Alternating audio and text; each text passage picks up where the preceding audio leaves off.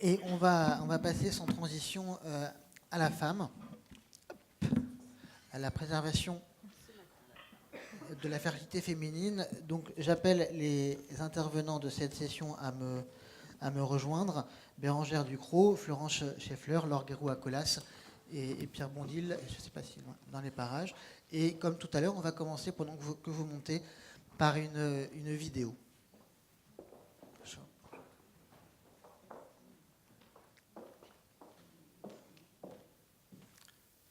Si on peut si on peut passer la vidéo de Noémie, s'il vous plaît. Bon, je vais prendre un micro comme ça parce que le micro-casque ne fonctionne plus. Donc c'est un peu plus, on l'a commencé à le dire tout à l'heure, plus récent et plus compliqué chez la femme. Bérangère Ducrot, vous êtes du SECOS de Lille. Ben justement, en pratique, où est-ce qu'on en est? Oula. Alors moi, donc, j'ai donc la tâche de vous expliquer un petit peu la réalité, notamment en termes de chiffres au niveau des SECOS, quelle évolution de la préservation de fertilité féminine et quelle est la situation actuelle. Donc pour qui on a déjà... Non, on n'a pas la bonne diapo. En haut, voilà, merci. Donc pour qui? Donc pour la femme et la fille avant la puberté, et on en a déjà parlé, et Damien vient de le dire, donc la préservation de fertilité féminine est plus récente, notamment grâce à l'autorisation de la vitrification des ovocytes en juillet 2011. Et c'est vraiment qu'à partir de ce moment-là qu'on a pu proposer une technique efficiente et de réelles chances de grossesse ensuite. Donc je vous ai parlé de chiffres, les voilà. Bon, je me permets de me lever. Donc en novembre 2017, l'INCa, en collaboration avec l'Agence de biomédecine, a émis un rapport concernant l'estimation de la population concernée par la préservation de la fertilité. Et donc sur des chiffres de 2013, on voyait qu'il y avait 6800 femmes concernées par la préservation de fertilité féminine. Donc ce sont des femmes de moins de 35 ans atteintes d'un cancer. Et on regarde les chiffres de l'Agence de biomédecine. Sur ces 6800 femmes éligibles, il y avait 600 femmes qui avaient pu avoir recours à une technique de préservation de fertilité, donc moins de 10%. Donc là, c'est vraiment les patientes qui avaient pu avoir recours.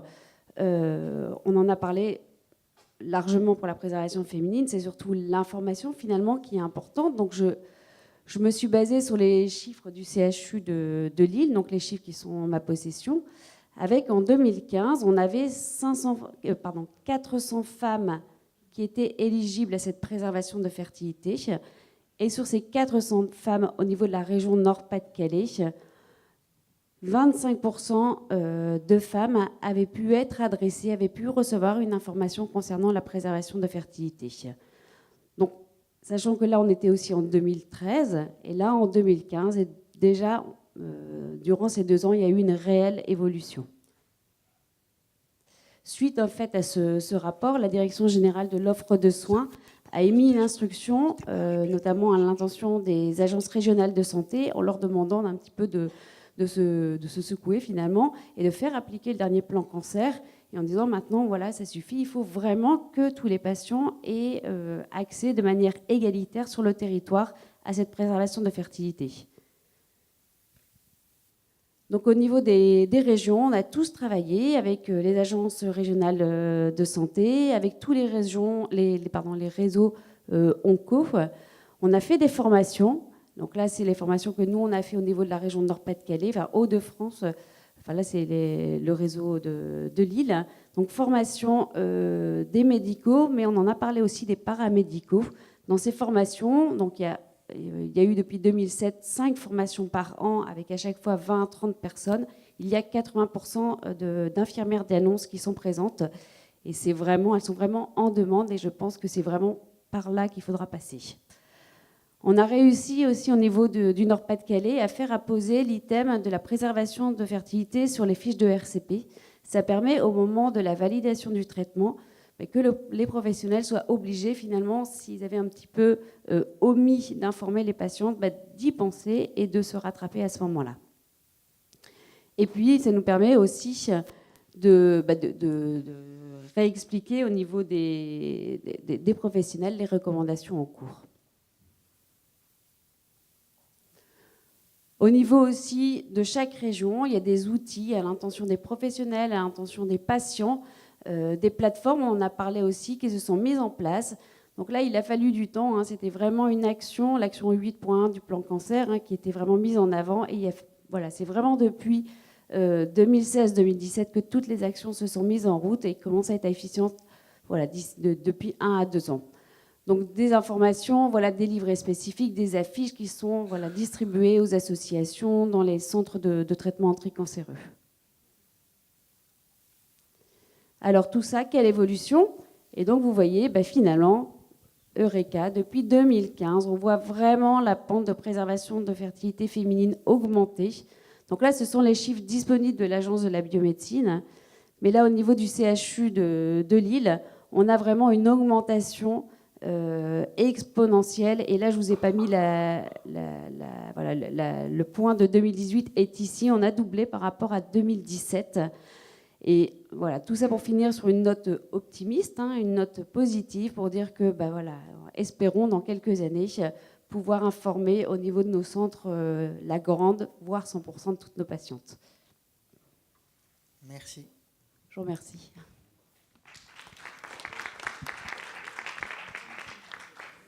Je pourrais attraper le... Voilà.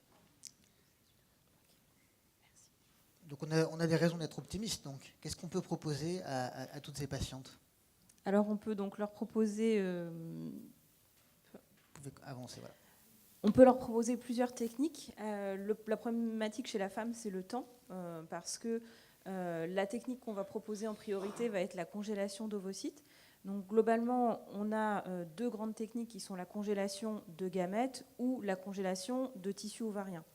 La congélation de tissu ovarien, on va faire une célioscopie par laquelle on va aller prélever un ovaire ou un demi-ovaire qu'on va fragmenter et on va congeler ce fragment ovarien. L'avantage du fragment ovarien, c'est qu'on n'a pas de délai, on peut le faire sous 24-48 heures, et c'est la seule technique possible chez les femmes prépubères, chez les enfants. L'inconvénient, c'est que la greffe était encore à l'état de recherche, comme on l'a dit ce matin, elle n'a pas encore donné lieu de naissance pour des fragments ovariens prépubères, et l'énorme inconvénient qu'on a, c'est le risque de réintroduction de cellules cancéreuses. Donc cette technique-là, elle est utilisée surtout quand le traitement sera complètement stérilisant, très gonadotoxique. On va plutôt s'orienter vers une congélation de gamètes et qui va être soit une congélation d'embryons, technique qu'on pratique moins depuis 2011 où on a eu l'ouverture pour la congélation d'ovocytes. Donc on voit vraiment les chiffres s'inverser entre la congélation embryonnaire qui est de moins en moins faite et maintenant la congélation d'ovocytes matures. Mais pour faire une congélation d'ovocytes matures, on va besoin de stimuler l'ovulation parce que la patiente ne va normalement produire qu'1 à 2 ovocytes matures par mois. Et nous, l'objectif, c'est d'en avoir entre 10 et 15, ce qui n'est pas toujours obtenu, mais c'est l'objectif qu'on a. Donc on va lui donner un traitement hormonal. Elle va avoir des injections tous les soirs à la même heure pendant 10 à 15 jours.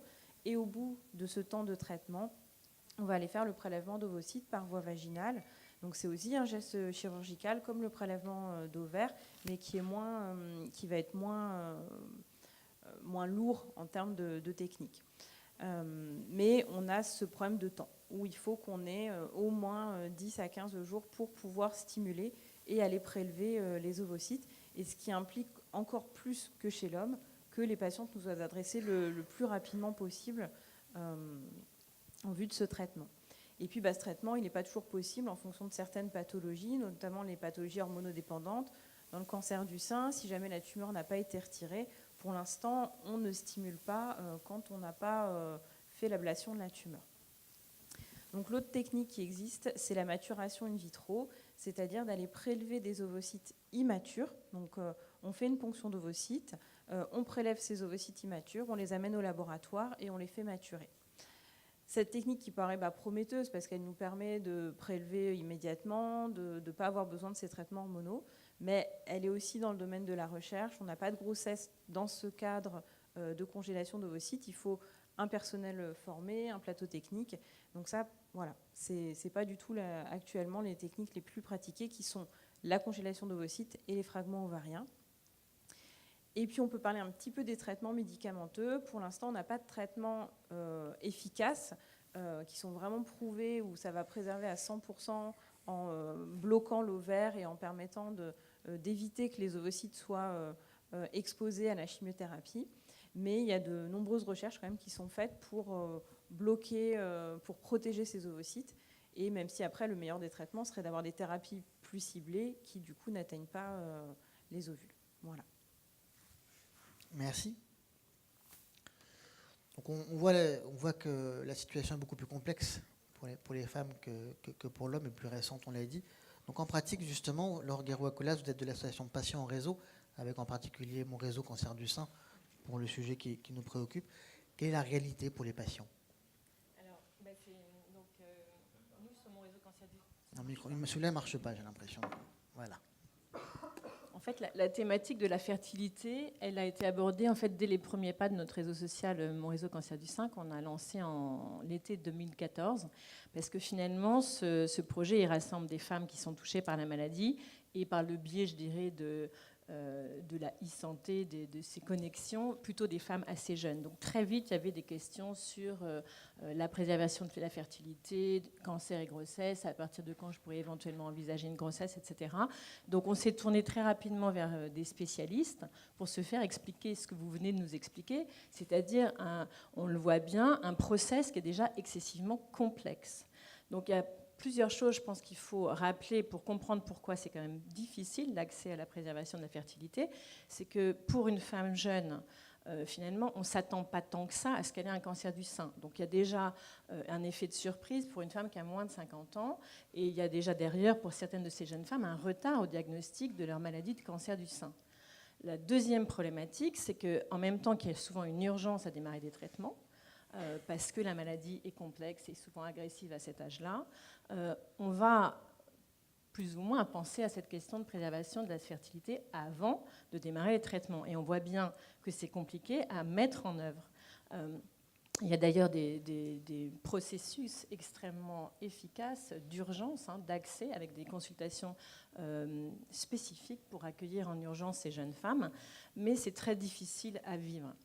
Voilà, donc c'est des questions qu'on aborde. Nous, finalement, notre objectif en tant qu'association et de réseau social, c'est d'être au courant, d'avoir l'information pour pouvoir retrouver c'est quoi les différentes techniques, comment ça se passe, vers qui je me tourne, c'est quoi les sécos, parce qu'avant, on ne sait pas forcément que ça existe et que ça peut, j'allais dire, être des interlocuteurs pour nous. Et quand une jeune femme s'inscrit et qu'elle n'a pas encore démarré ses traitements, on lui dit toujours, est-ce que vous en avez parlé? Est-ce qu'on vous a parlé de préservation de fertilité? Si les traitements sont démarrés, on abordera le sujet un petit peu différemment. Alors pour éclairer en fait la journée d'aujourd'hui, on a fait une petite enquête vendredi, donc très très récente. On a eu 60 femmes de 22 à 46 ans qui ont répondu à cette petite enquête, qui ne prétendent pas être une étude, vu qu'on a bien entendu un certain nombre de biais de recrutement par nos communautés. Sans surprise, 90% des personnes qui ont répondu étaient concernées par un cancer du sein. Ce qui est intéressant, c'est que finalement, elles ont été largement informées. Pratiquement 60% de ces personnes ont été informées de la préservation. Et par contre, 40% en ont bénéficié. Et ça, c'est un point aussi que je trouve important. Il y a probablement un enjeu à informer tout le monde, éventuellement à proposer une consultation à toutes les femmes en âge de procréer. Et ça ne veut pas dire pour autant que toutes se lanceront ou finalement auront le conseil médical d'aller vers une préservation.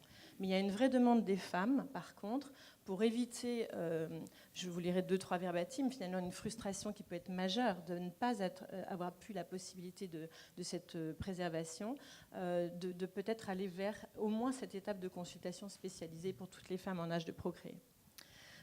L'autre chose que je trouvais importante, c'était de dire que ces femmes, donc, elles ont été en majorité informées, avec une information qu'elles ont trouvée compréhensible et utile, mais par contre pas à seulement à 20% suffisante. Donc on sent qu'il y a une information qui arrive, mais qui est quand même assez succincte, et quand on voit la complexité des différentes options, il est probable qu'avec la consultation spécialisée, on pourrait aborder des questions plus particulières. Alors, bien sûr, l'intérêt de faire une petite enquête, c'est de demander aux gens concernés aussi quelles sont leurs idées, parce que c'est les patientes, et c'est pour ça d'ailleurs que le médecin de l'AFSOS le disait bien, on a besoin de travailler les uns avec les autres, et il me semble qu'il y a 3 points très, très intéressants à partager avec vous. Donc la première chose que toutes ces patientes, enfin, quand je résume en fait leur retour, nous ont dit, c'est que toutes les personnes, toutes les femmes en âge de procréer devraient être informées de la possibilité d'avoir une préservation de fertilité. Parce que ce qui se passe, c'est que parfois, on a un enfant, on a 2 enfants, mais dans son projet de vie, on avait prévu d'en avoir 3 ou 4. Et si on est malade à ce moment-là, ce n'est pas au médecin de décider sans nous en parler qu'on en a déjà eu, donc on n'a pas besoin de préserver notre fertilité. Donc ça, je vous lis ce témoignage. À aucun moment, quelqu'un a abordé le sujet de la fertilité, car ayant déjà 2 enfants, les médecins ont considéré que je n'en aurais plus. J'en ai parlé pendant ma chimiothérapie et ils m'ont dit que c'était risqué, même après. Donc j'ai fait une croix sur mon 3e enfant. Pour ces couples, pour ces familles, ça peut être un enjeu aussi. Donc bien entendu, il faut faire attention aux jeunes, aux enfants, aux jeunes femmes qui n'ont pas eu d'enfants, mais il faut être aussi à l'écoute des personnes qui sont en cours d'un projet familial. Un autre témoignage, j'ai appris la possibilité de conserver les ovicides 2 semaines après ma première cure et la démarche personnelle en allant à une réunion d'information par un ERI. Sans enfant, je n'étais pas préparée à devoir faire face au deuil de la maternité. Avec le recul, c'est ce qui a été le plus difficile à accepter. J'étais très en colère contre mon oncologue qui avait omis de m'informer.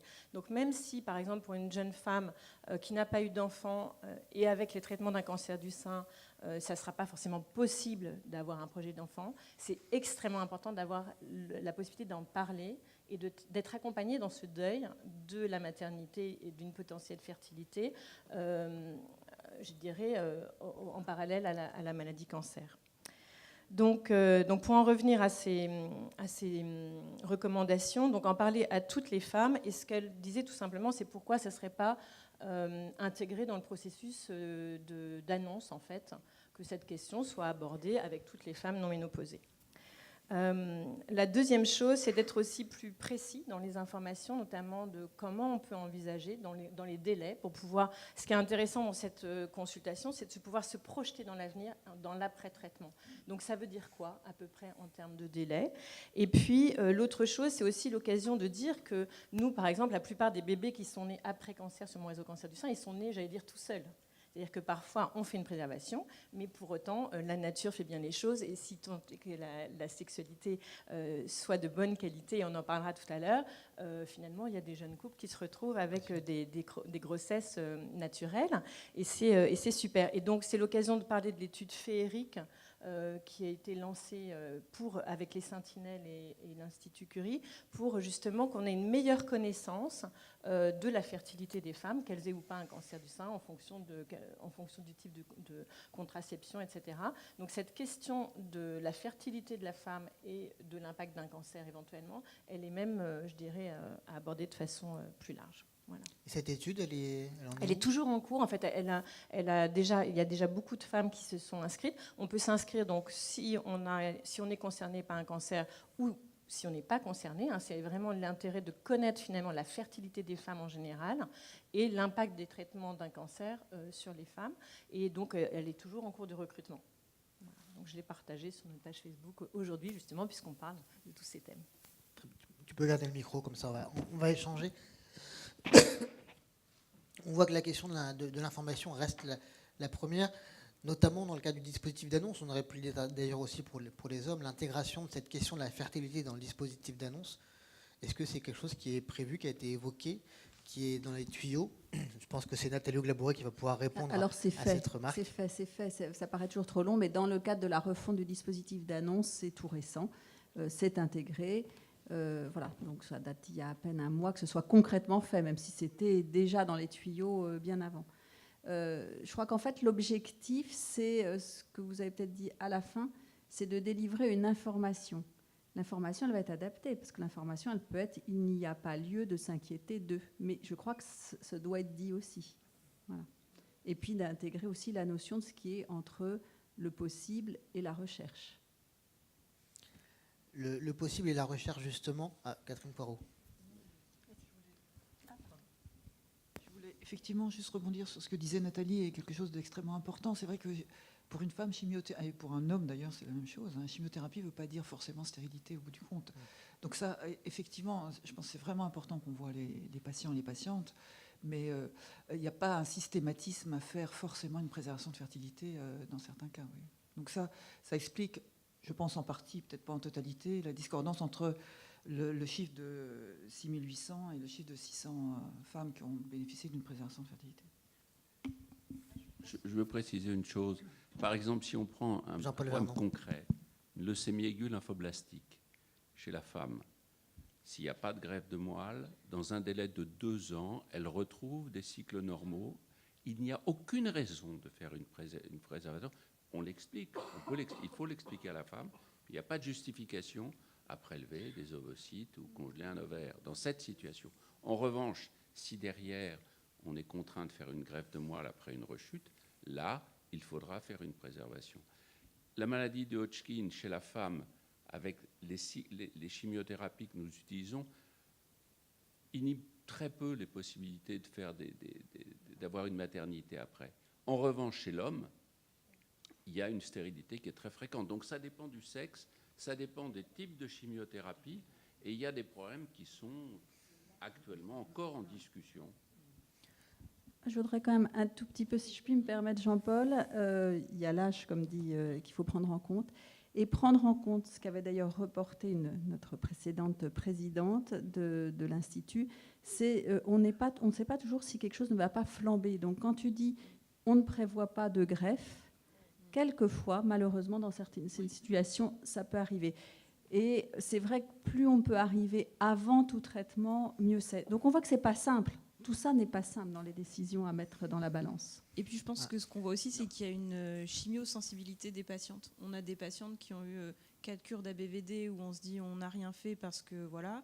On les voit quand même en suivi post-chimio, une patiente de 25 ans, et derrière elle a une vraie insuffisance ovarienne. Alors peut-être qu'elle l'avait avant, mais comme on ne l'a pas vu avant, on ne s'en est pas rendu compte, mais peut-être qu'il y a quand même des patientes chez qui, même si la chimiothérapie n'est pas forcément dite stérilisante, le fait qu'elles aient peut-être une dégradation de réserve ovarienne auparavant va faire que ça va induire une insuffisance ovarienne.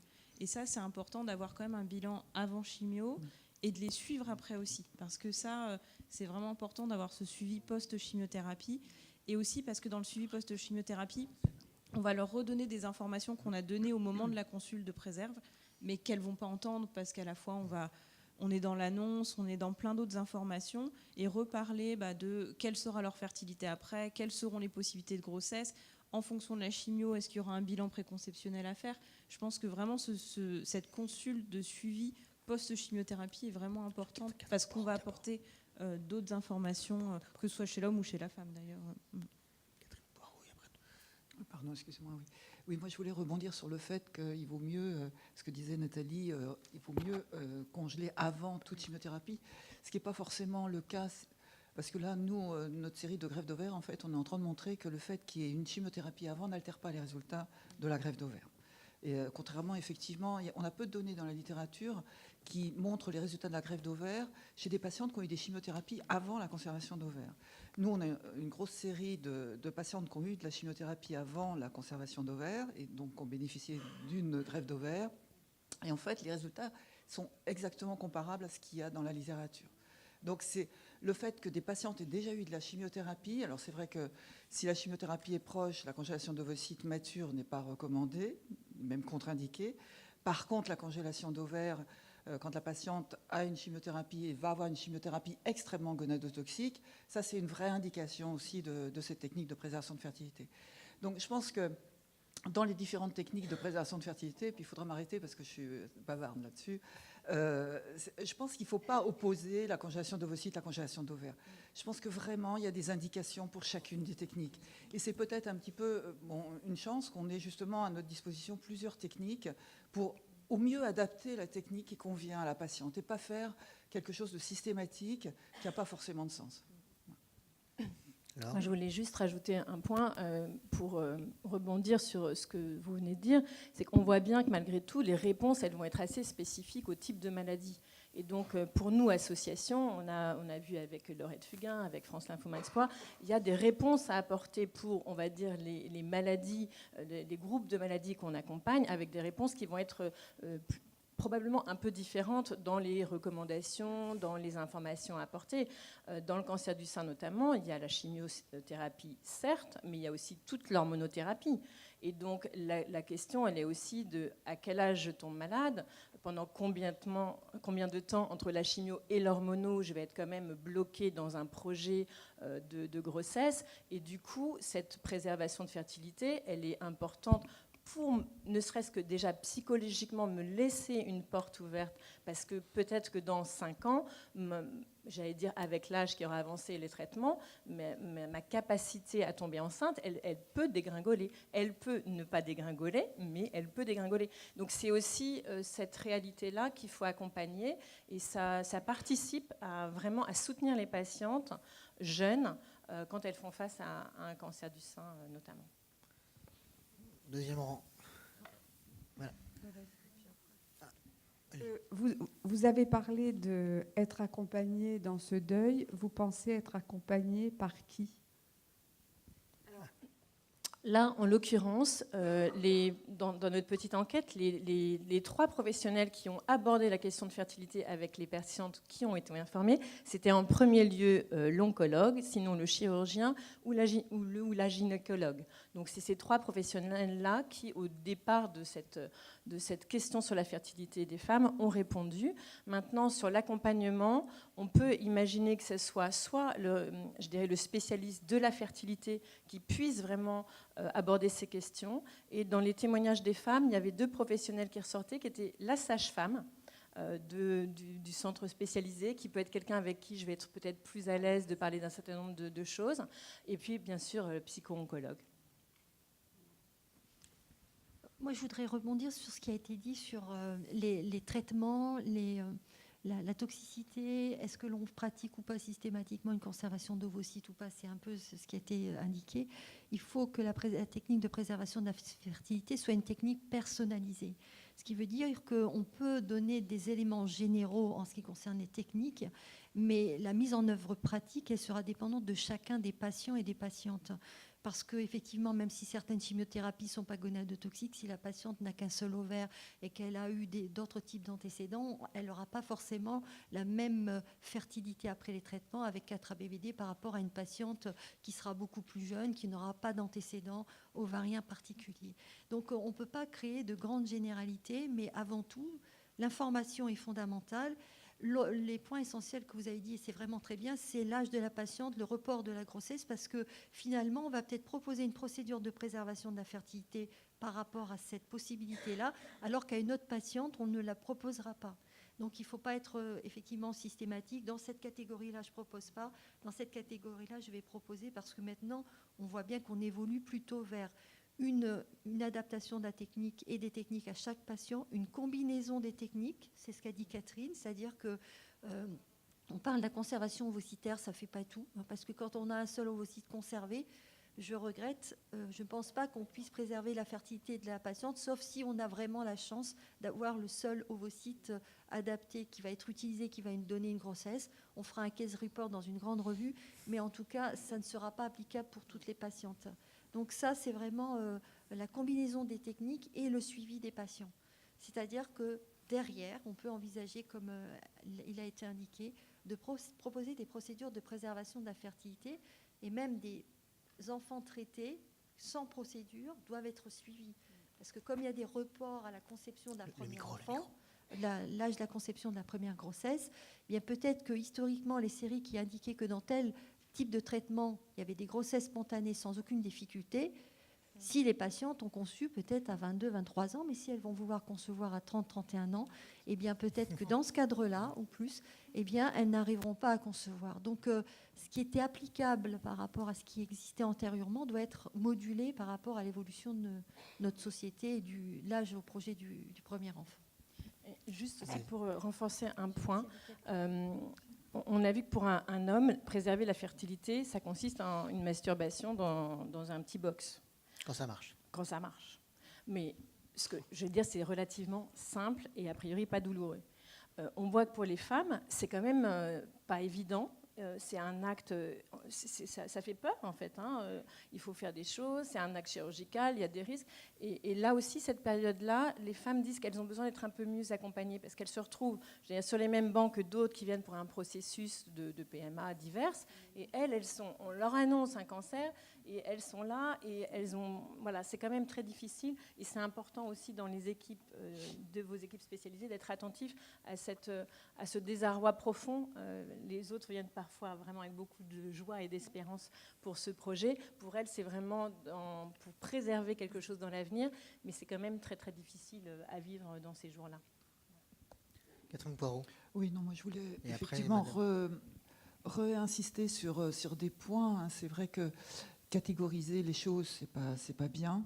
D'ailleurs, par exemple, dans le lymphome de Hodgkin, il y a différents types de traitements. Il y a des traitements qui sont peu gonadotoxiques et d'autres qui sont très gonadotoxiques. Donc, on n'aura pas la même attitude en fonction du traitement. Et puis, je pense que quelque chose de très important à mettre en place, c'est un suivi effectivement à long terme de la fertilité des patients et des patientes qui ont eu ou qui n'ont pas eu de technique de préservation de fertilité.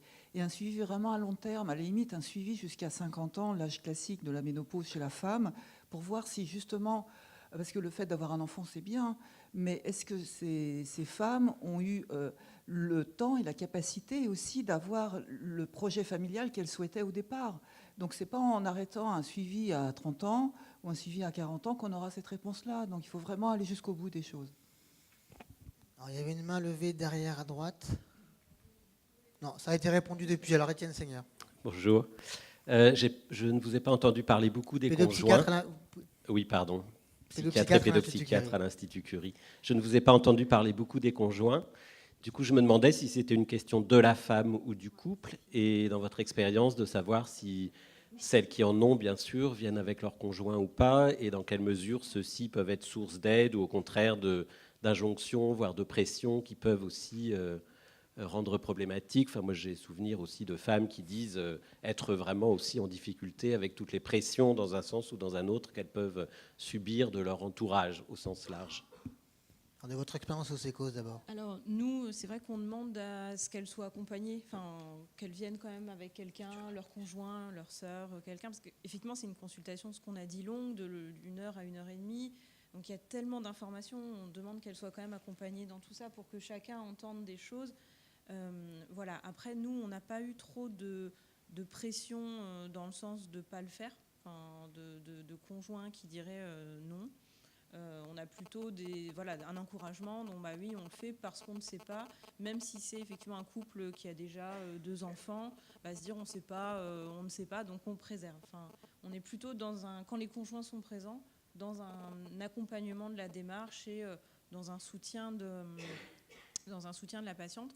Ce qui est plus difficile, je trouve, en pédiatrie, par contre, où là, les parents, nous, on a eu quand même beaucoup de parents qui ont refusé la préservation de la fertilité parce qu'ils ne voulaient pas faire subir un nouveau geste chirurgical à l'enfant, que ce soit un prélèvement d'ovaire ou un prélèvement de testicules, où là, là, c'est plus difficile parce que nous, on se dit, on a envie de leur proposer ça parce qu'il y a une indication, mais où parfois les parents se disent, c'est trop, on n'en peut plus, et voilà. Et là, c'est plus, je trouve, en pédiatrie ou dans les jeunes adolescentes aussi, parce que on va faire quand même un prélèvement vaginal, donc pour des patientes vierges, on a des fois des parents où c'est difficile aussi de toute cette conception-là. Il faut vraiment l'accompagner, leur expliquer les choses et expliquer aux jeunes ados, qui au final, je trouve que les adolescentes ne nous posent pas trop de soucis, c'est plus les parents qui vont s'inquiéter de plein de choses, alors qu'au final, en expliquant bien les choses, voilà.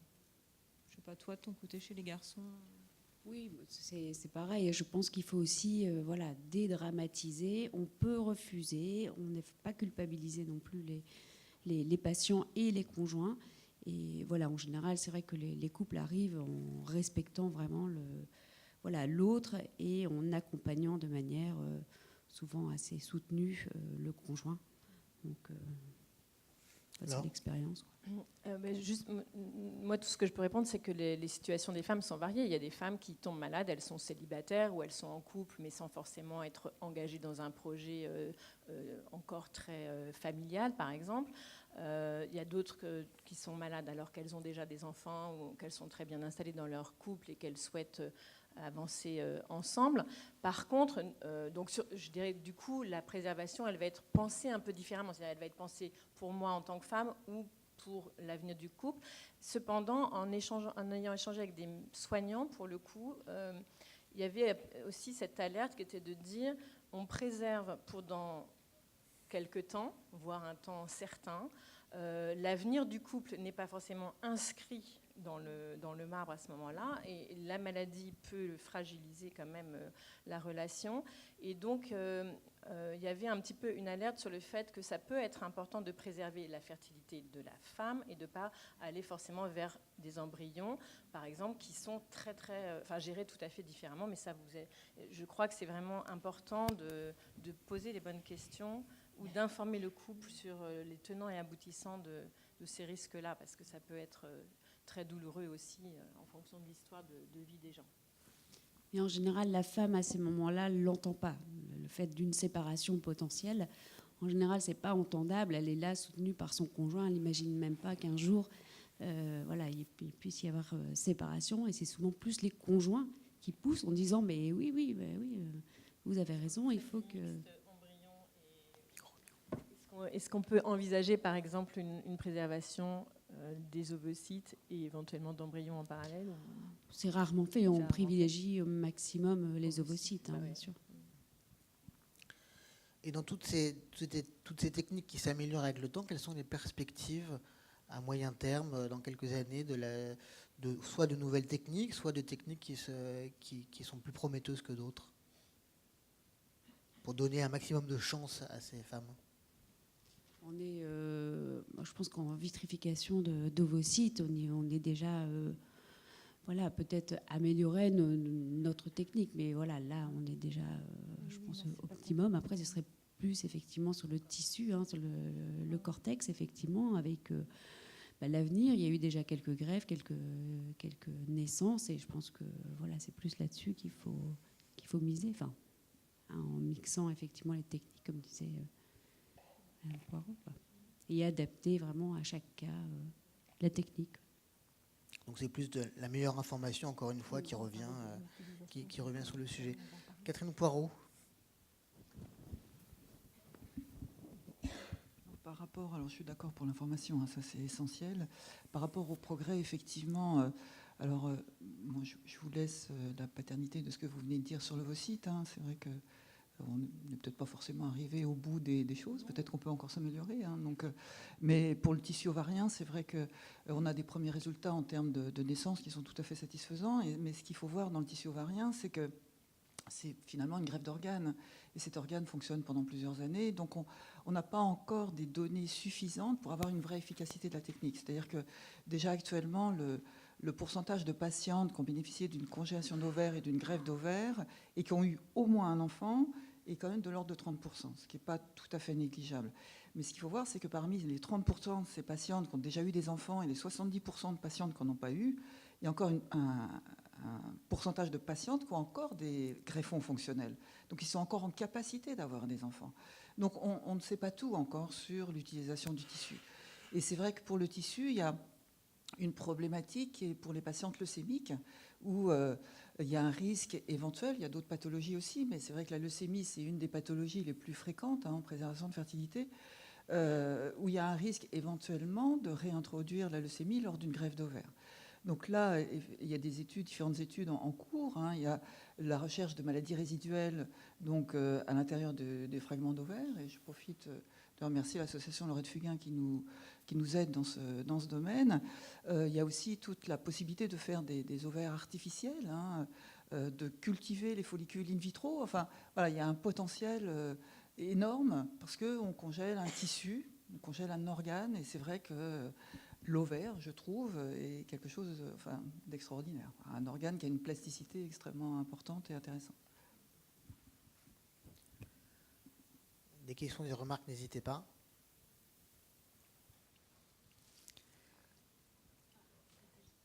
Derrière, juste derrière toi. Bonjour, toujours Acte Auvergne, donc toujours au niveau des cancers pédiatriques. Je voulais intervenir dans le fait par rapport quand vous venez de présenter. Donc moi j'ai eu ma fille qui est atteinte d'une leucémie, qui a eu une greffe. Donc on a le sécos d'Estaing qui est venu nous présenter ça. Le problème, c'est qu'il s'adressait à une adolescente qui n'avait que 10 ans. Et je pense que le discours n'était pas adapté. Pour nous, en tant que parents, déjà, c'est très difficile, puisqu'on a la maladie qui nous tombe dessus et tout ça. Et je pense que vraiment là-dessus, il faut arriver à... Enfin, je pense que le sécos, il faut qu'on a... Enfin, attention, c'est pas une critique, hein, c'est constructif. Vraiment, il faut arriver à s'adapter aux parents et surtout à l'enfant et à l'âge de l'enfant. Alors, nous, on l'a fait, hein, donc voilà, c'est très bien, mais c'est très, très difficile Il faut digérer la maladie, la rechute, et après se projeter dans un enfant qui a 10 ans et l'imaginer à 20-25 ans.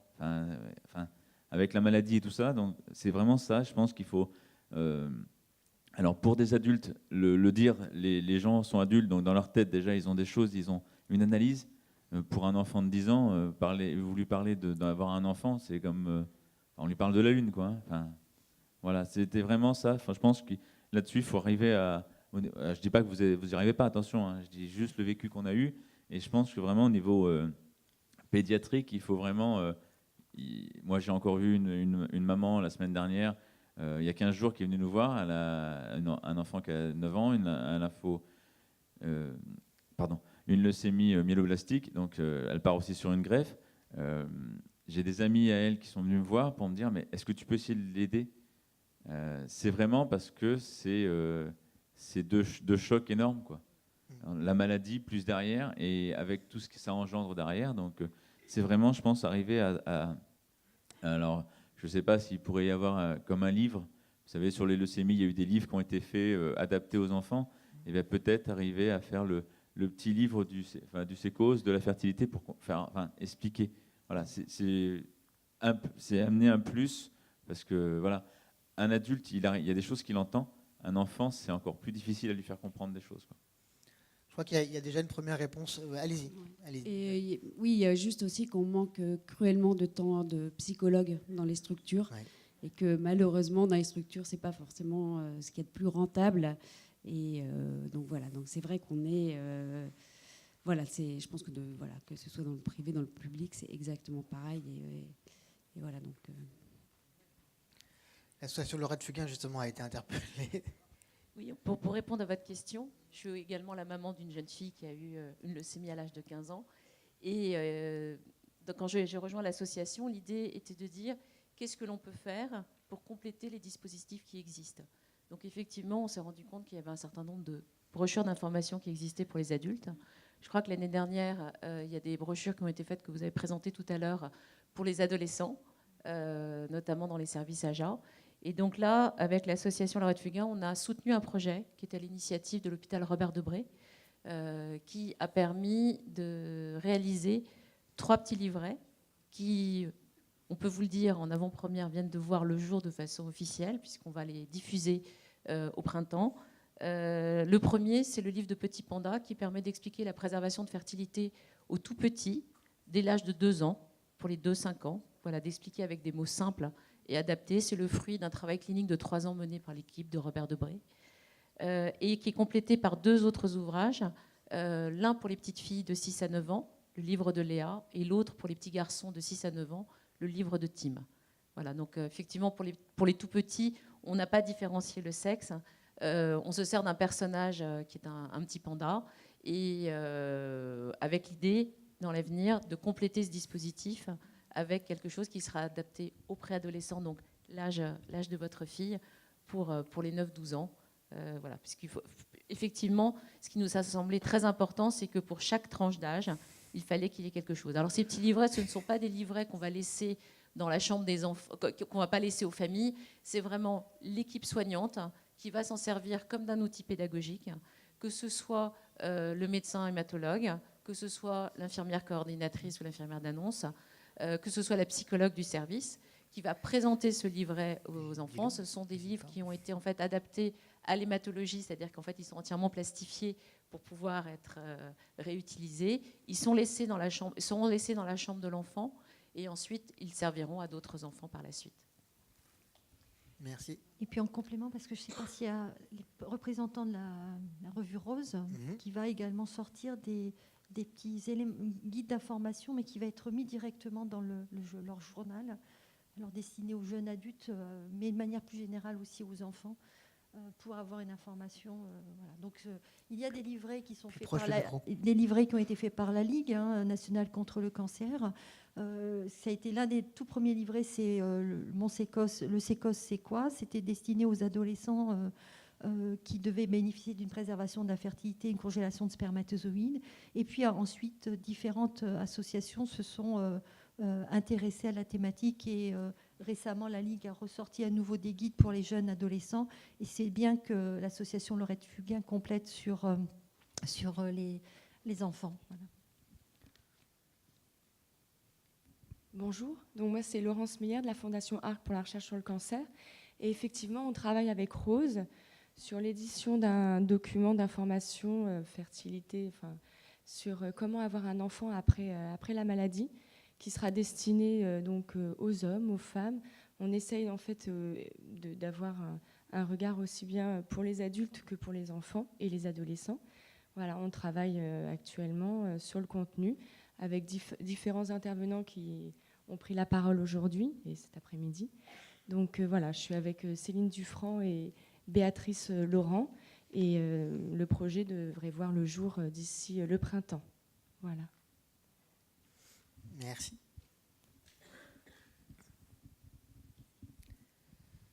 S'il n'y a pas d'autres questions, d'autres remarques, si, deuxième rang, Nathalie. Merci. Je me rappelle un couple qui est venu nous voir et que j'ai reçu dans le cadre de la prise en charge du don d'ovocytes, en l'occurrence. Et cette femme était... mais c'est une des consultations où la femme a le plus de recours au don d'ovocytes, a le plus pleuré. Et dans son histoire, il y avait effectivement... Elle avait été très jeune malade. On avait préservé sa fertilité et elle n'avait entendu qu'une chose, c'est qu'elle avait... ce potentiel de fertilité, que le jour où elle déciderait d'avoir un enfant, eh bien, ça marcherait. Et c'est un désespoir incroyable. Alors, on a compris que c'était tout ça très, très complexe, mais il faut à la fois aider les gens à prendre la décision de préserver, en leur disant les chances qu'ils ont, et puis s'assurer qu'ils ont bien entendu, parce que cette femme, elle devait passer vraiment d'un mode de transmission complètement antagoniste. D'un côté, on avait préservé sa fertilité pour qu'il y ait sa transmission génétique et biologique, et elle s'était accrochée à ça. Et puis, en fait, très rapidement, trop rapidement, recours au don d'ovocytes, c'est-à-dire quand même rupture de la filiation génétique. Voilà. Et ça a été particulièrement dur, mais en même temps, la façon de prendre en charge dans ces causes, que moi je trouve très satisfaisante, fait qu'elle n'était pas abandonnée dans la nature, mais il faut que on dise ça aussi. Voilà. Donc je vous apporte de quoi compliquer encore votre tâche, mais bon, on sait que l'humain, c'est passionnant, mais complexe. Voilà. Merci pour ce témoignage qui montre encore une fois la complexité, le passage de l'espoir à la crainte, le passage d'une décision à une autre, de garder, de ne pas garder, de s'en servir, de ne pas s'en servir. Il montre toute cette complexité et donc tout le travail qu'il y a à faire ensemble, tous les acteurs, Sécos, AFSOS, associations, INCA, ABM, comme ça j'aurai tous les regards autour de moi. On va conclure cette matinée. On va se donner rendez-vous à 14h pour reprendre. Et pour faire un peu de teasing, on va parler sexualité à 14h. Voilà. Comme ça, sur Internet comme là, vous allez revenir.